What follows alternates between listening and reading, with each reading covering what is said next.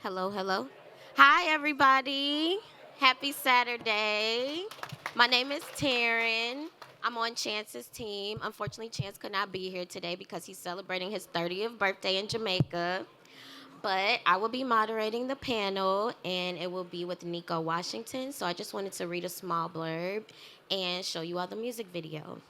Chance the Rapper is currently on a path of intertwining the worlds of art, music, and cinematography through groundbreaking work and installations as he prepares to release the Starline Gallery this year. The project contains a series of interdisciplinary works in collaboration with fine artists from the continent and the diaspora.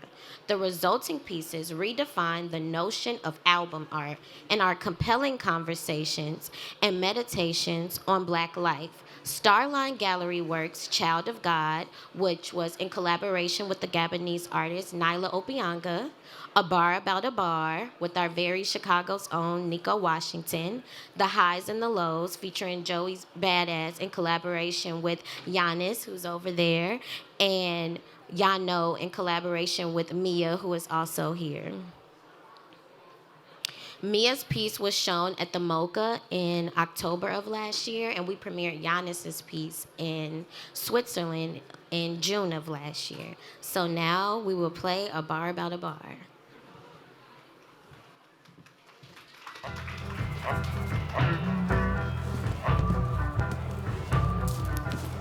That's 10 minutes. What you got? All right. I got a bar about a bar. It's not a joke, it's just a bar. A nigga walked into a bar. Took a seat, he liked his liquor hard. His women easy, legend has it. He was callous like fingers been picking tar. He was just a hit that parked his pickup truck cause it was dark. And take a piss, the road was long, the line was long as shit. He thought about it, held it in and sipped the straw. Dashed out his cigar and walked out into his car. Forget that nigga, there was a line inside the bar. The line was so long, you rap behind the bar. And exposed moonshine and wine inside the jar. And it kept going to the alley and the trash behind the bar. To the same nigga, he was taking a piss behind his car. The nigga in the front seen that the shit was out of order. The nigga in the back seen that the meter's out of quarters. The patrons in the middle wish this line was way shorter. I would tell you their names, but their names is unimportant. Is what I got so far.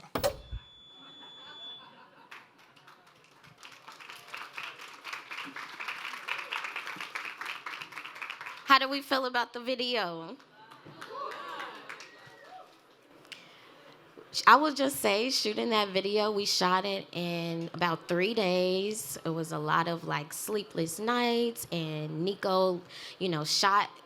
He recorded everything and made the painting like while we were making the video, but we'll get into that in a little bit. I wanted to formally introduce Nikko. Nikko Washington is a visual artist born and raised on the south side of Chicago in the Hyde Park neighborhood and has been creating art since he could remember, beginning with drawing and painting and now finally graphic design and screen printing. Nikko's skills has solidified him into a complete artistic phenomenon. Nikko's unique style fits a perfect balance and it's fresh. He attended the Art Institute where he received his BFA in 2016. So to have him have his piece shown where we premiered it in at the Art Institute definitely comes as a full circle moment. So without further ado, I would love to welcome Nikko Washington to the stage.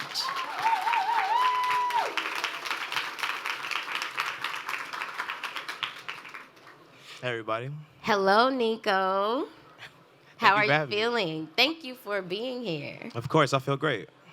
So I want to first ask, for everybody, how did you and Chance meet? So, long story, but I've known Chance since I was like 12. But we went to Skinner Elementary School together, middle school. But my mother and his mother knew each other before. And my mother actually worked on his mother's first hair salon. So, like, collaboration has been in our family for a while. But we stayed close friends for, since Skinner. Then I went to Whitney Young, he went to Jones, and we linked up with more of our friends, mutual friends, and we just grew. And we continued to collaborate together from that day. So talk about the collaboration. Obviously, you all have been, very long childhood friends. How did you all cross paths professionally? So I think, in my path, so I've known them for a while, right? And they did music. I was like one of the only friends who didn't do music. So for me, I had to find my own path and what that meant, and like in my creation. So I knew I wanted to be an artist since I was a kid. But how that fit in was it's sort of natural. When you have a song, you need an album cover, you need a song cover, so, And I was one of the only people they knew who made artwork. So it was like it was just natural. So when in school, I mean, looking for a job, looking for something to, the fears of creation without making any profit led me to graphic design, led me to visual communications. So I learned Photoshop, I learned Illustrator, I learned all these things to equip me with the tools to be able to help out my friends, what they need, posters, whether it's merchandise, whether it's whatever. So I think making myself available and being open to different mediums beyond just like what I was truly passionate about, which is painting, is what helped me, get to this point. But it's really funny because we've worked on stuff before. I've done merch for him. I've done all type of work, but we've never done an actual song cover or album cover or a title like that. So this is the first one, and it actually came as a complete collaboration because like we talked about it in the studio about what we wanted to do, how we wanted to do it. Real organic, real like how it should be between friends and collaborators. But we came up with it over FaceTime, and truly, creativity is the mother of necessity. Necessity is the mother of creativity, right? So it's like we had a very short time to do it, and that was the result. Yeah, thank you. Can you talk about the piece? Like, can you explain to us what it means to you, what colors you decided to use, just why you decided to make it the size you did? Like, if you could just tell us. So Your the process. initial idea came from thinking about blaxploitation. There was a movie, an old movie from 1970s called A-Bar, the First Black Superman. And the film, while it's like, I would say it's interesting, I wouldn't say it's on my top watch list, but it was unique in the sense that it was very Afrofuturistic. It was very just avant-garde in its nature. And on the Criterion Channel, they still have it up. And it's bits of the film, so they recovered it. It's not the complete thing. It's like in bits and pieces. They tried to do as much as they can to formulate it and show it. But we wanted to think about sort of the juxtaposition of where we are now and black film. And I think blaxploitation is such a powerful thing because it's like I said about creativity and necessity, when you're giving nothing, when you're giving no budgets, when you're giving C-list, D-list people to pull from, or you're working with your friends, it's frowned upon. But that genre was so free and so creative and so powerful in the message that they were presenting. So for me, us looking at that and having that dialogue and then pulling from that and then pulling from the current is what the piece is about. So some of them are from stills from the video that I can remember while watching it. I watched it one time. Figures from the little boy. And A-Bar's power was he can change people's mentality mentally. He was a telepath, and it was, like I said, it was quite the interesting movie, but it was really inspiring to see it, and we worked off that. And I think his name is A-Bar, and the song is about a bar, so it's like a triple entendre, because he's talking about a bar, a man walking into a bar. A-Bar is the name of the character, and obviously bars and music. So it was just really heavy and loaded, but it was like a very short song, Absolutely. Can you talk about what your idea of collaboration is and what it means to you? Of course, I think collaboration is really important. Well, for me, a community is like a big part of my work. So I think when you work with your community and you reach across instead of up, and you're reaching with your friends and you work with everybody around you, it's really easy to collaborate because you all are peers. You all, respect each other's process and work. And when you come to somebody, you're not coming to them to make them your surrogate to get this idea across. You're coming to them because you love what they already do, and you can see how it can fit with you with what you do at the moment, or how you can make something new together. So I think collaboration is incredibly important. I'm currently in my studio. I share it with my friend Armani Howard, which we've shared for 6 years. And I think that's also sort of collaboration of like having that soundboard and to bounce your ideas off of it, not just paint in a vacuum and not create just by yourself. Just have people around you just to talk to and talk about life as you're creating and as you're working. But collaboration, is what makes this happen, what makes Expo happen, what makes, all of this happen. So it's incredibly important. So I want to brag on Nikko for a little bit. He was a part of history. When we premiered A Bar About a Bar, he became the second black alumni to have his work shown at the Art Institute. So please, let's give it up for Nikko. The first was Richard Hunt, and he graduated in 1957. So, Nikko, I want to ask you, like, what does that mean to you, and how did that feel to become, a part of history? I think it's a surreal feeling. I think when you think about 2022, when that was, and being, either first or second, and having that in that title as a black person, it's still wild to think about. But for me, it's that was my alma mater. I walked to the museum every day to go to school. I purposely walked through it so I can look at art before I went to class, so I can get some inspiration. So it was really powerful because I had that moment. The person who told me was the director of operations, Corey. His name was Corey, and he's black, and he's the one who was so happy to tell us that. And as we're telling us that, we're sitting in front of Richard Hunt, a revolutionary sculptor, maker, and creator, and who was one of the first artists to have a solo exhibition at the MoMA. So the first, thing or second, it's a surreal feeling. But I think that is how we break down and like continue to, to grow as artists and just like break the walls of whatever systems that were in place. I think it's really important. To me, it was a great feeling to see it up. Yeah, I agree. Like, going to the Art Institute, as Chance calls it, the Lion Museum, you walk past that and you don't really know, like, the foundational background to it and just the history of everything. So I'm so happy for you, Nikko. Thank you. I appreciate it. So let's talk about you as an artist. How would you describe your artistry? Wow, that's a great question. I think I'm forever evolving as an artist. My artistry is a look into black culture through the lens of my unique vision of growing up. I was a martial artist. I loved boxing growing up. That's how me and my father, we bonded. And I learned a lot about being a man, and I learned about racism through sports. And I think sports in America and boxing specifically is really veiled in patriotism and learning from people's, the crucifixion of people of our idols that we grew up to really stuck with me as a child. So that is sort of what I put into my practice at the moment. But I think I'm a maker at heart, so I have no one lane or one lens of how I want to create. I think it's project-based or concept-based, whatever what I would speak about at the moment. What do you want people to take away from your work? How do you want them to feel like when they see it and digest it? I'm a big fan of people reaching their own conclusions. So I want people to have their own dialogue and their own questions about it, and I want people to come and talk to me about it because, our work is just so powerful in that way that people see themselves in the work that they like. They'll see themselves in a lot of collectors or like familial experiences with their family or a family photo or whatever that may be. And oftentimes our experiences overlap or are very similar. So I think that conversation is really important. So I want people to feel nostalgic. I want people to feel progressive. I want people to feel all types of things when they look at my artwork.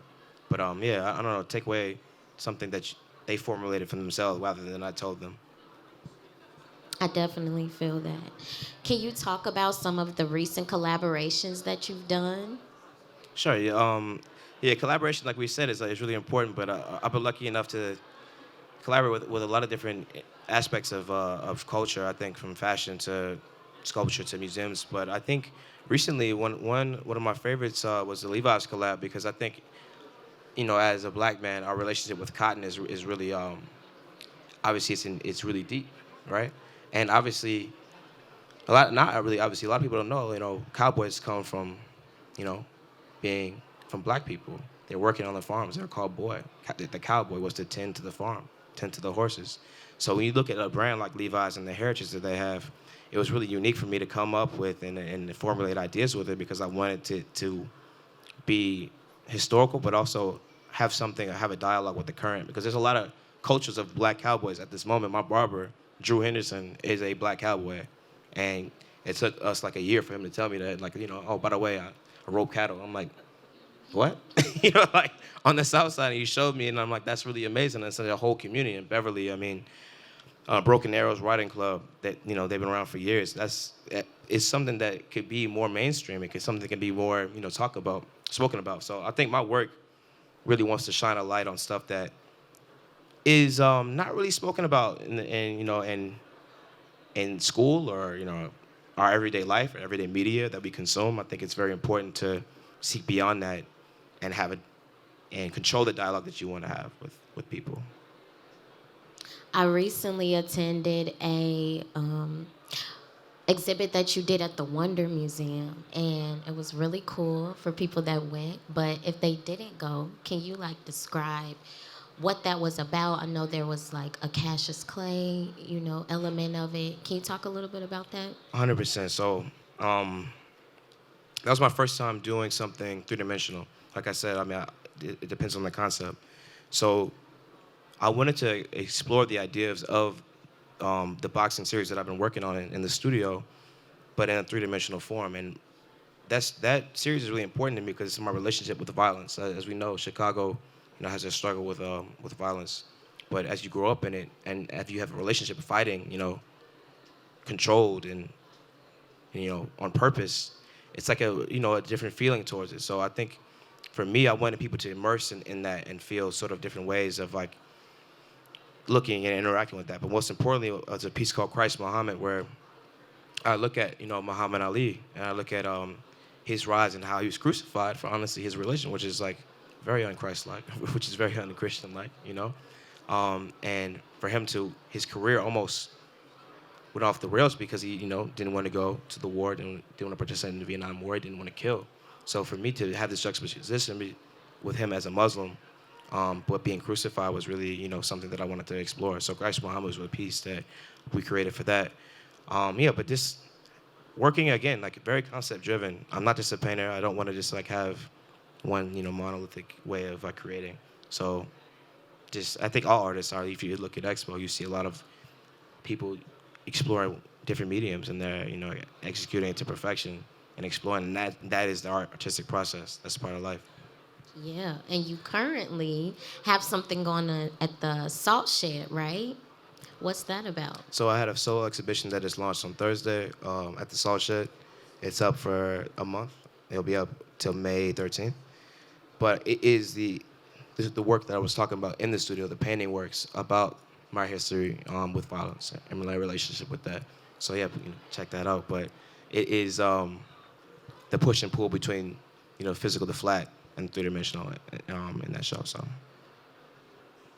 So last year, I personally went to Ghana 4 times with Chance, and we worked on the festival. And I know Nikko came to the festival, so I want to definitely talk to him about just his experience being in West Africa for the first time and being in Ghana and just what that meant to him as a Black American.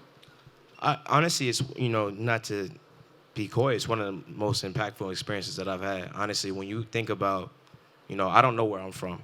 A lot of people are in that similar situation.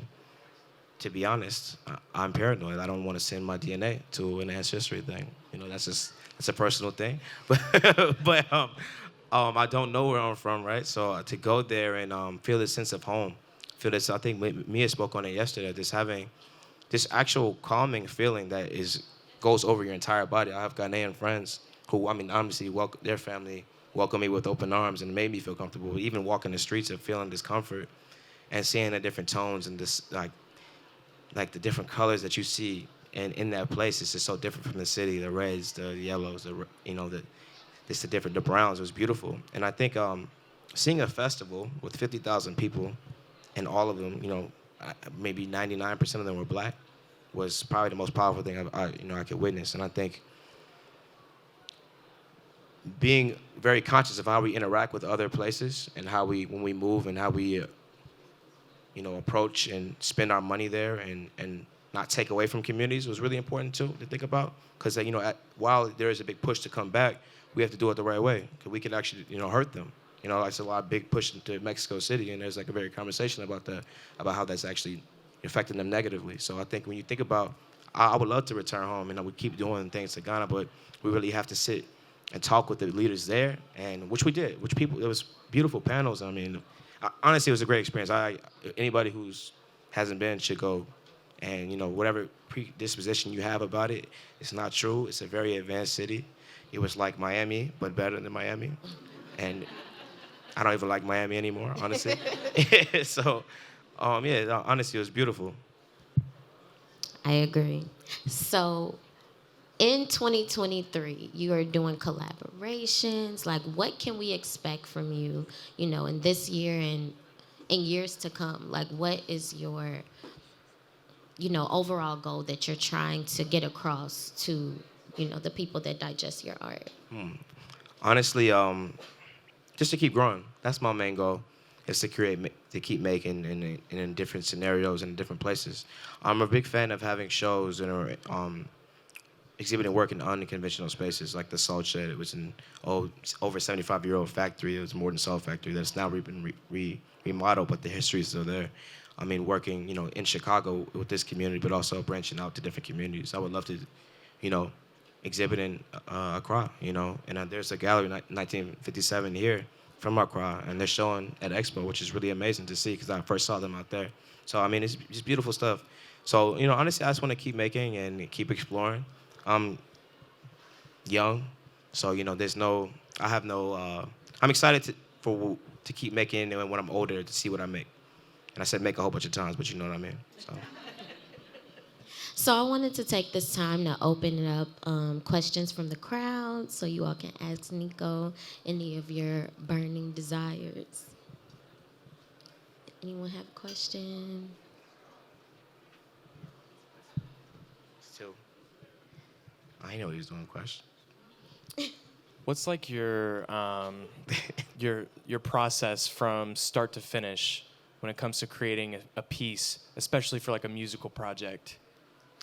Honestly, I would love to say that I sit and sketch and ideate for hours, but I truly don't. It's very spontaneous. And I think sometimes your first idea is one of the best ideas. A lot of people bake that out of you to keep going to the drawing board. I think if you're really in the headspace to keep creating and keep making and doing all these things, then you should just trust your gut.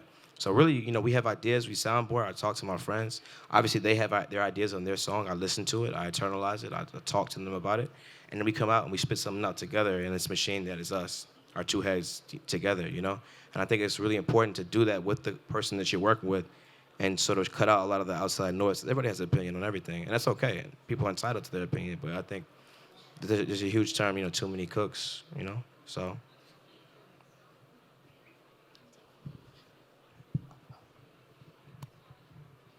Hi, I'm OJ. Really an honor to like see that you're from the Art Institute, because I'm in the Art Institute right now, architecture student. Amazing. So I'm going to be the third, right? I'm going to be third. Let's go. Yeah. Manifest So that. I was like, I just want to, like, could you give like an advice to me and to other Black students in the Art Institute? Like, what can we do to like get on that level? And then secondly, I'm Nigerian. So it was cool to see you guys in Ghana. So you guys should like try to step into Nigeria. Yeah. I was actually with some Nigerians in Ghana as well, and they were, talking about the Jollof. So, I know it's a war. It's a beef. Yeah, It's a beef. So look, I have no comment. I have no horse in that race. But, I think, and most importantly, to do at school is something I didn't do till I was already on the way out. But I think really engaging with your other students in your community and the faculty and I actually saw a professor that I haven't seen since 2016 in Expo yesterday, Peter Power. And he was one of the professors that actually helped me because he's the one who challenged me. So I think you should work with people who challenge you and push back and don't let you just coast through it. Because it's easy to coast sometimes and be under the radar. And I also think it's most important that you try everything. It's an interdisciplinary school. You can get lost in that, but I think if you have a true focus of like exploring your own creativity, you can go super far in that school, And I think also knowing that it's life outside of the school. So when you leave, also actually go to shows, local shows, go hang out with people, meet people. Like I said, work across. The people you sit next to in your class right now could be the next whoever you name it, right? Obviously you are as well. You're gonna do the same thing. So if you're working on a movie, if you're working on anything, get your friend to act in. I mean, you either both trying it out, You know, there's no wrong answers there. I think that's just how you should approach it and move about it. But most importantly, you know, there's a disparity of black students in that school. I don't know if it still is. When it was 2016. I remember there were some kids who didn't know who the Black Panthers were until I made a piece about it. So I think if you don't talk about it, no one will. So just remember that too.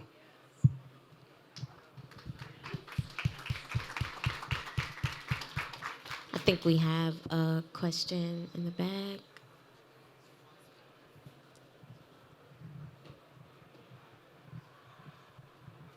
Hi, I'm Christy from Atlanta. Thank you so much for the talk today. Who are some of your greatest artistic influences, and also who are some Chicago artists that are maybe young that we should look out for? Oh wow, I can go on for days for that, but and I will actually. But artistic influences, Glenn Ligon for sure. Use of typography, Theaster Gates, Chicago, Kerry James Marshall, Goat, Robert Colescott, Jacob Lawrence, you know, the godfather of a lot of the styles we see today. Making work that was really, really, really progressive and dangerous for him at the time, you know, pushing boundaries. I think it's really important to think about that. Obviously, Richard Hunt. There's plenty of people. Don't get mad if I don't say any, you know, anybody. But young artists in Chicago, Kahari Blackburn, who just sat down somewhere. He's in here in the building right now. Armani Howard, Mia Lee. But there's plenty of people, I think, just in our community. And even if you don't, there's so many names I can name. And I think you got to find out for yourself. You got to go to these shows, big or small, no matter what the turnout is, and explore and work with these people and, you know, and find out. So, yeah, I'm sure I probably should say a lot of them people I can't think of it now. So, yeah, bless you. One more over here.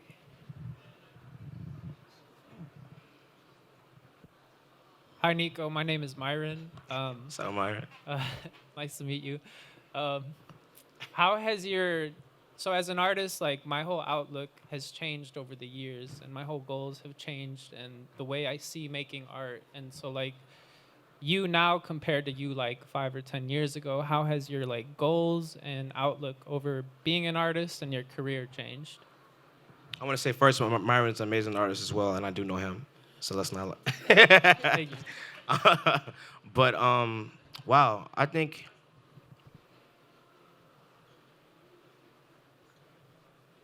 they've changed because my expectations have changed. I truly thought, you know, when you're not taught about a lot of artists growing up, the only one you have on your radar is Basquiat, and you see his career, how fast it took off. So as a young artist, my expectations were if that doesn't happen to me, then I sort of failed, you know? But thinking about, learning about Kerry James Marshall and when he hit his stride, at what age that was, you know, gives me a lot of hope for when I get older and the stuff that I'll be making, right? So from 5 years before, I sort of had this, you know, monolithic view of the art world. I thought it was only, you know, there's a couple things you should do and this is how you should do it. But I think that's just not true anymore. And I think, you know, one big thing is moving to New York to have it to make anything and to be it. I think Chicago, you know, it's been, people say it's a renaissance. It's been happening for a while, but you know, it's happening right here, you know, in our community, right here at Expo. So I think, you know, just doubling down on that notion and, you know, taking my time with it and not being in competition, but the only competition with it is with yourself and your work and making the best work you possibly can. And no matter what sells or what doesn't, because you can get lost in that. You can get lost in trends, but you should be trying to make the, you know, I guess, the most fresh thing possible. That makes sense. Thank you. Did you have a question? Hi, I'm also a student at the Art Institute, and I'm just wondering how you protect, honestly, the soul of your work, the intention behind your work, especially when it's more community-based in this very, like, competitive gallery scene, especially when it comes to monetization of work. How do you just keep your work to be something that's personal and has the impact you want it to have? Well, there's two ways you can look at it. One, if you're lucky enough to come from a background of money, you don't have to worry about it, right? But if you're not, obviously you have to support yourself and you have to make decisions for your career and your well-being and livelihood. So right, there's a push and pull with that. But I do think working for yourself and making work for, being selfish or selfish with your community or your heritage is really important. Making work that says something to you most importantly, but also says a broader message is important as well. But I do think, your integrity is within, and only you know what's right for you. And your professors, were you at a point. They are artists. They're working artists, so they have their opinion based off their years of being an artist, but that's not law, That's not to say that you have to, reject everything they're saying, obviously, and take it and internalize it. But it's like, at the end of the day, you make your decision, whether someone doesn't like it or not. Thank you.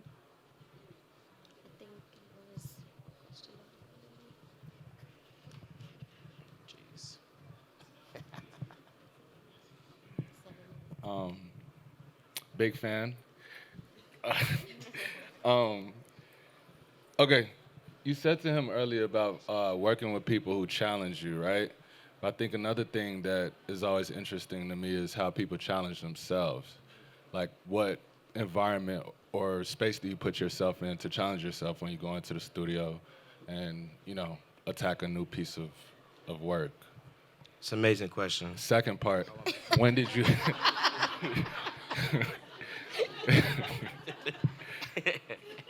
Do y'all know each other? I've never met this guy day in my life. Who did you think you were when you put this outfit on this morning?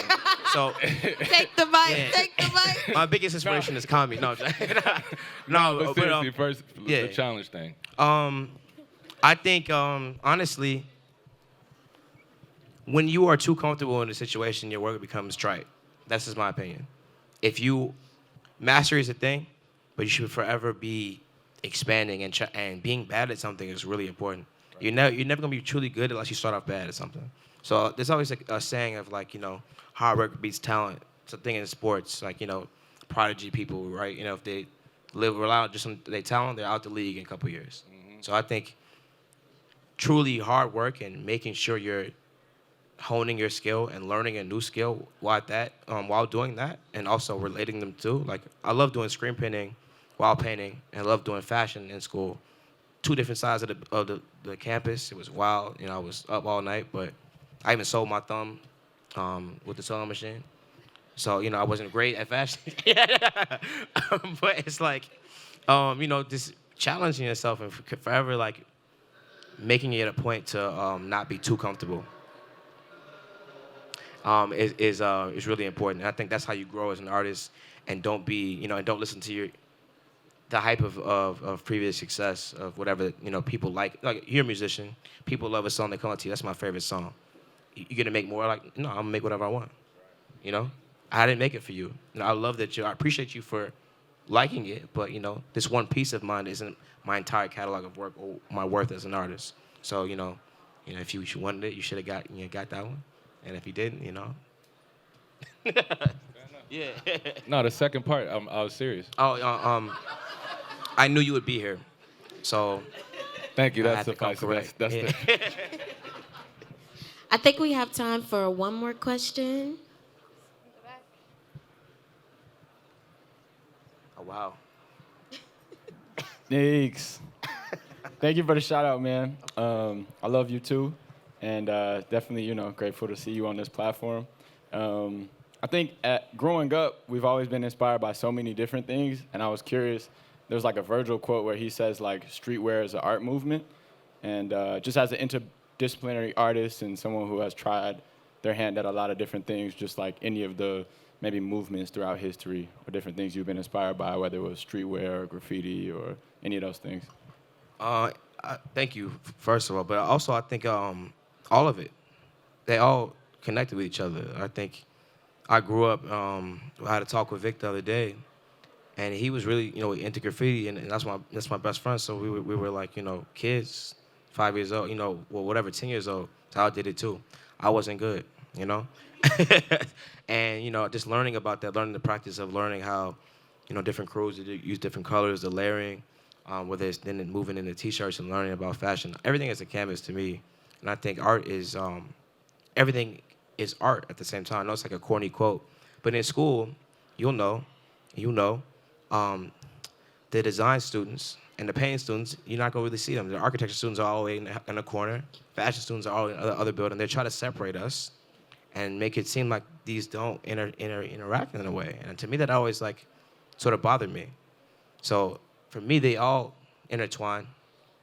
You can make all of them make sense. I think you don't have to look at things and I have to do this one thing, you know. I'm inspired by everything, writing, forms of bone structures, animals. That's one thing one of my fashion Bambi, instructors told me. She was like, don't look at other clothes when you're making clothes. Go to the museum. Look at a skeleton. Look at, the wings of a bat and how that's constructed and make your work based off that. Because if you keep, reiterating your own, fishing from your own pool, your own pond, keep getting the same result, same fish. So I think, I made that up right there. I hope that sticks. It's a good one. All right. Well, thank you all. Don't leave. We have a musical performance, but this concludes our panel. So thank you all for being here and listening and getting to know Nikko. And I want to thank Nikko for sharing his artistry and craft and words with all of us. And yes. Thank you, Taryn. I appreciate you sincerely. Thank y'all for coming. So now we'll have a musical performance from Werner.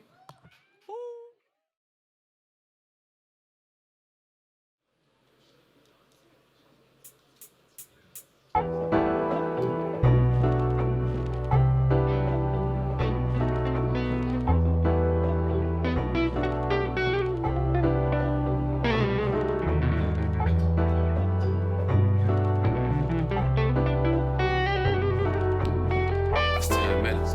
What you got? I got a bar about a bar. It's not a joke, it's just a bar. A nigga walked into a bar. Took a seat, he liked his liquor hard as women eat. Legend has it, he was callous like fingers that pick a tart. He was just a hick that parked his pickup truck cause it was dark. To take a piss, the road was long, the line was long as shit. He thought about it, held it in and sipped the straw. Ashed out his cigar and walked out into his car. Forget that nigga, there was a line inside the bar. The line was so long, it wrapped behind the bar. And it exposed moonshine and wine inside the jar. And it kept going to the alley and the trash behind the bar. To the same nigga, he was taking a piss behind his car. The nigga in the front seen that the shit was out of order. The nigga in the back seen that the meter's out of quarters. The page was in the middle, which this line was way shorter. I would tell you their names, but their names is unimportant. What I got you.